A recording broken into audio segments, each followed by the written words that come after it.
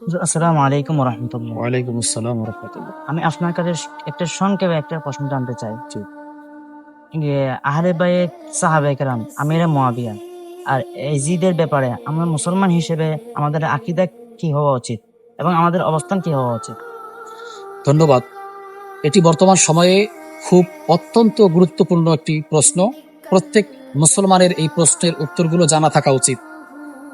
আহলে বাইত এবং সাহাবায়ে কেরাম হলেন আমাদের ঈমানের অংশ। আমাদের বলতে যারা নিজেকে মুসলিম দাবি করে, প্রত্যেক মুসলমানের ঈমানের অংশ হলো আহলে বাইত এবং সাহাবায়ে কেরামের ভালোবাসা, মহব্বত, তাদের অনুসরণ, অনুকরণ এবং তাদের প্রতি সর্বোচ্চ সম্মান রাখা। আর আমিরে মুয়াবিয়া হলো নির্দোষ এবং তিনি নিঃসন্দেহে নবীজির বিশিষ্ট সাহাবী এবং কাতেবে ওহী। আর ইয়াজিদ হলো মালাউন, জালেম এবং কাফের।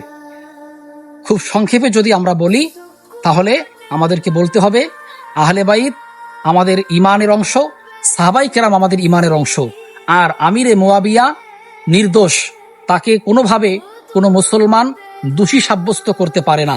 আর কোনো মুসলমান কোনোভাবেই ইয়াজিদকে নির্দোষী সাব্যস্ত করতে পারবে না। আমিরে মুয়াবিয়া নির্দোষ এবং তার ছেলে ইয়াজিদ মালাউন এবং কাফের। এটাই হবে মুসলমানের আকীদা, বিশ্বাস এবং অবস্থান। কোনোভাবেই আহলে বাইতের বিরোধিতা এবং সাহাবায়ে কেরামের বিরোধিতা করা যাবে না। আর কোনোভাবেই আহলে বাইতের আলোচনা করে সাহাবায়ে কেরামকে গালিগালাজ করা যাবে না এবং সাহাবায়ে কেরামের আলোচনা করে আহলে বাইতের ভালোবাসার কথাকে মাইনাস করার সুযোগ নাই। সুতরাং আহলে সুন্নাত ওয়াল জামায়াতের বিশুদ্ধ আকীদা হবে আহলে বাইতের ভালোবাসা, সাহাবায়ে কেরামের ভালোবাসা এবং আমিরে মুয়াবিয়াকে সাহাবী মনে করা এবং তাকে নির্দোষ মনে করা এবং ইয়াজিদকে কাফের এবং মালাউন মনে করা। এটাই হলো আহলে সুন্নাত ওয়াল জামায়াতের বিশুদ্ধ আকীদা এবং বিশ্বাস। এর বাহিরে যারা অবস্থান করবে, যারা আহলে বাইতের কথা বলে সাহাবায়ে কেরামকে গালিগালাজ করবে, তারা হলো রাফিজি, তারা বাতিল।